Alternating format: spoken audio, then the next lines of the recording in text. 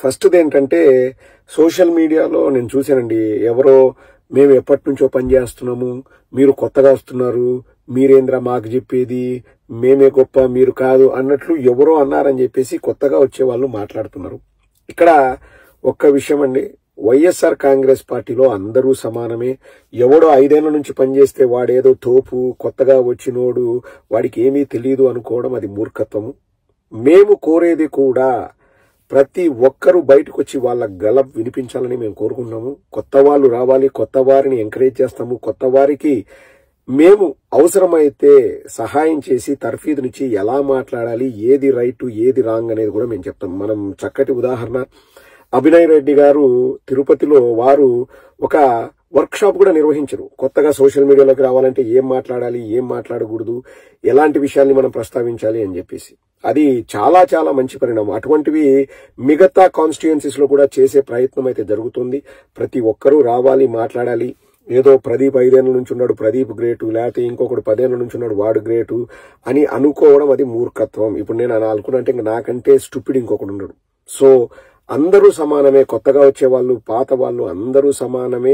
దానికి ఏంటి ఒక క్రైటీరియా అనేది ఉండదు. ఓకే, 5 ఏళ్ల నుంచి ఉంటే వానికి ఒక రకమైన గౌరవం ఇవ్వాలి, 1 సంవత్సరం నుంచి ఉంటే వానికి ఒక రకమైన అలా ఏమీ ఉండదు. అందరూ సమానమే, అందరికీ సమానమైన గౌరవం ఉంటుంది. ఇంట్రెస్ట్ ఉండాలి అన్నది మాత్రం నేను ఖచ్చితంగా చెప్పగలనండి. మనకు ఇంట్రెస్ట్ ఉండి మనం పనిచేయాలన్న తపన మనకుంటే ఖచ్చితంగా ఎంతమంది ఆపాలని చూసినా మనము చేసేది చేస్తాము. పోనీ ఎవరైనా మనల్ని బలవంతంగా ఆపినా 10 మంది దాన్ని గుర్తిస్తారు. వాడు చాలా నిబద్ధతతో పనిచేస్తున్నాడు, వాడికి ఇబ్బందులు వచ్చాయి కాబట్టి ఆపాడు, వాడు మళ్ళీ వస్తాడు. లేకపోతే వాడికి ఏదైనా ఇబ్బంది వస్తే మనం హెల్ప్ చేయాలన్నది 10 మందికి ఆ భావన కలుగుతుంది. సో ఎవరు కూడా కొత్త వాళ్ళు వచ్చారు, కొత్త వాళ్ళకు గుర్తింపు లేదు, పాత వాళ్ళు ఏదో మేము ఎప్పటి నుంచో ఉన్నాము, మేము ఇక్కడ స్టిక్ అయిపోయాం కాబట్టి ఇంక వేరే వాళ్ళకి అవకాశం ఇవ్వ, అటువంటివి ఉండవు. ఒకవేళ ఎవరైనా అటువంటి వాళ్ళు ఉంటే ఖచ్చితంగా అలా ఏదైనా జరిగితే పార్టీ పెద్దల దృష్టికి తీసుకెళ్లే బాధ్యత నాది, నేను తీసుకుంటా రెస్పాన్సిబిలిటీ. అలా ఎవ్వరూ ఉండరు, అందరం సమానమే, అందరికీ ఈక్వల్ ఆపర్చునిటీస్ ఉంటాయి. ఎవరైతే తపన చూపిస్తారో, ఎవరైతే ఆ పట్టుదలతో పనిచేస్తారో వాళ్ళకి ఖచ్చితంగా ఆ గుర్తింపు ఉంటుంది. అన్న ఇప్పుడు మనం ప్రతిపక్షంలో ఉన్నాం, ఇదే చెప్తాం, మళ్ళీ అధికారంలోకి వచ్చిన తర్వాత మనం పట్టించుకోము అంటే ఎవరిని పట్టించుకుంటారంటే కష్టపడి పనిచేసిన వాళ్ళని పట్టించుకుంటారు. ఆ కష్టం ఎంత చేశామన్నది నీకు తెలుసు, ఎంతవరకు నేను కష్టపడగలనన్నది నీకు తెలుసు. నీకు చేతనైనంత, నీకు వీలున్నంత సమయాన్ని నువ్వు వెచ్చించి నువ్వు కష్టపడు. ఎవడాపుతాడో నేను చూస్తా. నేనంటే నేనే కాదు, మనం పార్టీ పెద్దలకు చెప్తాం. వాళ్ళు నిన్నెవరైనా ఆపాలని చూసినా అటువంటి వాళ్ళని కట్టడి చేసే బాధ్యత పార్టీ పెద్దలు తీసుకుంటారు. సో ఆ భ్రమలేమీ పెట్టుకోకండి. ఎవరికైనా వచ్చి కష్టపడతామంటే వర్క్ ఉంటుంది, ఆ అవకాశాలుంటాయి, ఆ తోడ్పాటు ఉంటుంది, ఆ సపోర్ట్ మన ప్రభుత్వం నుంచి వస్తుంది. ఇక రెండవది వెళ్లిపోయిన వాళ్ళ గురించి అండి. ఇది చాలా చాలా ఇంపార్టెంట్. ఇప్పుడు వెళ్లిపోయిన వాళ్ళు ప్రబుద్ధులంతా బయటకు వచ్చేసి అబ్బా ఇంకా మేము ఎంతో చేశాం పార్టీకి, సంతోషం, మేము కాదనము. కానీ మేము పార్టీ బయటికి ఎందుకు వచ్చాము అంటే పార్టీలో నేను చెప్పింది జరగలేదు, పార్టీ బాగుండాలని కోరుకునేవాడిని. పార్టీ బాగుండాలని కోరుకుంటే నువ్వు పార్టీలో ఉండి నువ్వు పోరాడతావా? పార్టీ బయటికి వెళ్ళేసి నువ్వు నీతి మాటలు శుద్ధులు చెప్తావా? అటువంటి దరిద్రులను నమ్మకండి. ఇంకా నేను మళ్ళీ ఇక్కడ ఒక్క పర్సన్ అని నేనేం పాయింట్అవుట్ చేయట్లే. వాళ్ళు నా దృష్టిలో వాళ్ళు దరిద్రులు. అంటే వాళ్ళు వాళ్ళ సొంత అవకాశాల కోసం ఉండి నాకు అవకాశాలు రావట్లేదు, నాకు గుర్తింపు రావట్లేదు అనో, నాకు ఇంకొకటనో అని చెప్పేసి నువ్వు వెళ్లిపోయి మళ్ళా బయటికి వెళ్లి కూడా నాకు పార్టీ అంటే ప్రేమ, నేను కాపాడాలనుకుంటున్నాను, పార్టీలో ప్రక్షాళన చేయాలా అని మాట్లాడే వాళ్ళు మోస్ట్ డేంజరస్ ఫెలోస్. నా దృష్టిలో ఆపోజిట్ వాళ్ళకంటే కూడా మోస్ట్ డేంజరస్ ఫెలోస్. నాకు ఆపోజిట్ వాళ్ళ మీద ఎక్కువ ఎందుకు కోపం రాదంటండి, వాళ్ళు వాళ్ళ నాయకుడి గురించి మాట్లాడతారు, మనం మన నాయకుడిని సపోర్ట్ చేస్తాం. It's very simple. విమర్శ ప్రతి విమర్శనే ఉంటది. నాకు వాళ్ళంటే ఏం కోపం కూడా ఉండదండి. వాళ్ళు మన సోదరులే, ఎవరు తెలుగుదేశం వాళ్ళైనా జనసేన వాళ్ళైనా. బికాస్ వాళ్ళు వాళ్ళ నాయకుల కోసం మాట్లాడుతున్నారు. మనం ఏదైనా చెప్పినప్పుడు మనల్ని విమర్శిస్తారు. ఇంకా మరీ చదువుకోని వాళ్ళు, అజ్ఞానులు, వెధవలు అయితే తిడతారు. పోనీ తిట్టని, వాడు ఎలాగూ తిడతాడు మనకు తెలుసు, వాడు ఎలాగూ మనం చెప్పింది ఒప్పు కూడా మనకు తెలుసు, అందులో క్లారిటీ ఉంటుంది.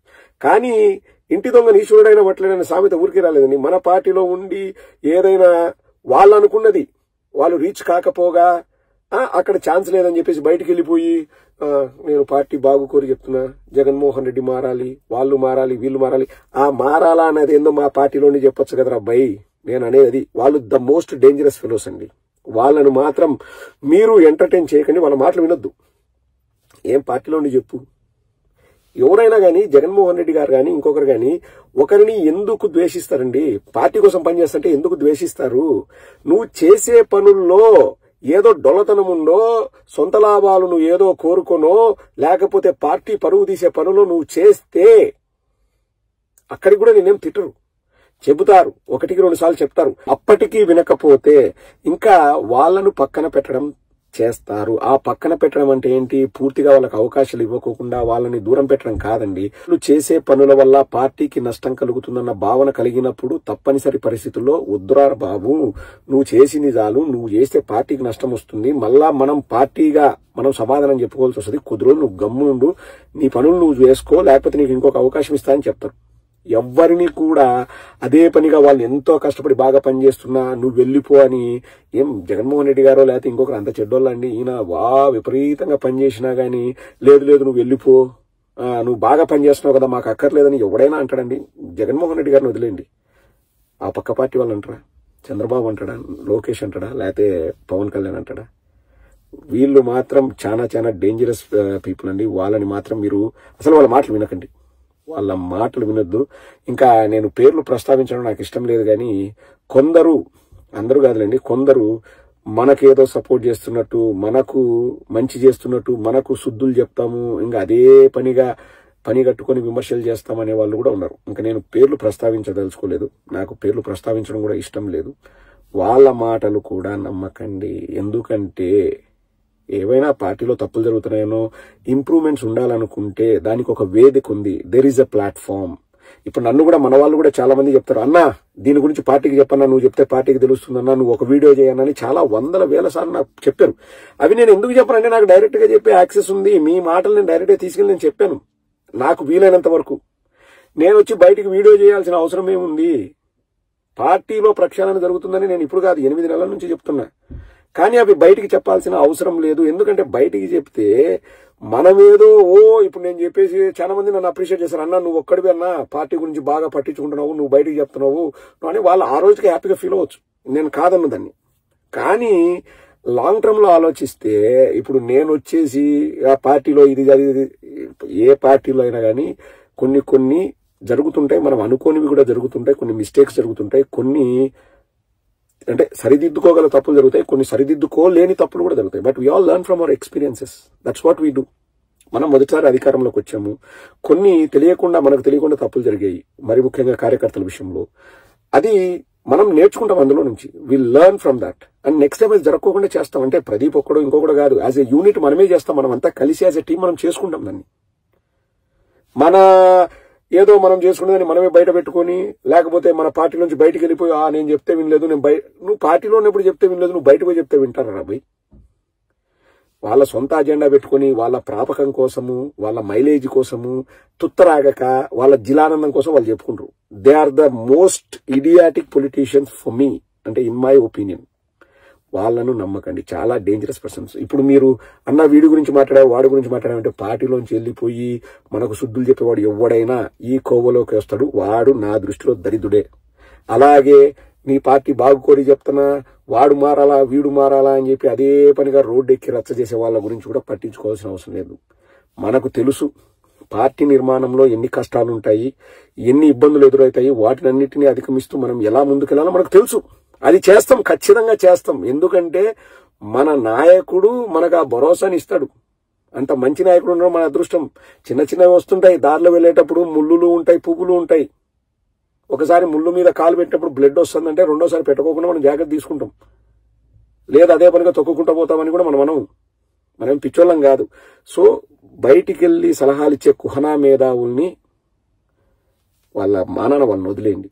వాళ్ళ గురించి మనము ఓయమ్మా ఇతను పోయినాడు, అఫ్ కోర్స్ వాళ్ళు మంచి చేసిండ్రు పార్టీకి, నేను కాదనను, వాళ్ళు చేసినటువంటి కూడా మంచి పనులే. కొంచెం సంయమనం పాటిస్తే మీ టైం వస్తుంది. అది లేకుండా పోయి నేను బయటకు పోయి నీకు సలహాలు ఇస్తాను, సూచన, మీ సలహాలు మాకు అవసరం లేదు, మీ బోడీ సలహాలు మాకు అవసరం లేదు. అది మాత్రం క్లారిటీ మాకుంది. అది కూడా ఏంది, సలహాలు ఇచ్చేటప్పుడు ఏదో వాళ్ళకి మైలేజ్ వస్తుందని, ఇప్పుడు నేను సలహా ఇస్తున్నా కదా, నేను మంచుని అయిపోతా, నేను గౌతమ్ బుద్ధుని అయిపోతా, లేకపోతే నేను నీతి సూక్తులు చెప్పి ఇంకొక బాబాని అయిపోతానో ఇంకొకటనో వాళ్ళు వచ్చేసి మాట్లాడితే అది వాళ్ళ సొంత లాభానికి తప్పితే పార్టీ బాగు కోరి కానే కాదు. ఈ విషయం మాత్రం మన కార్యకర్తలు గుర్తుపెట్టుకోండి. మన పార్టీని మనం ఎలా తీసుకెళ్లాలో మన పార్టీ పెద్దలు నిర్ణయిస్తారు, మన అధ్యక్షులు వారు నిర్ణయిస్తారు. వాటిని ఫాలో చేయడమే మనం చేయాల్సిన పని. తప్పులు జరుగుతున్నాయా, ఇది నచ్చట్లేదంటే ప్రతినిత్యం పార్టీ పెద్దలకు తెలియజేసే ప్రయత్నం అయితే అది నిరంతరాయంగా జరుగుతుంది.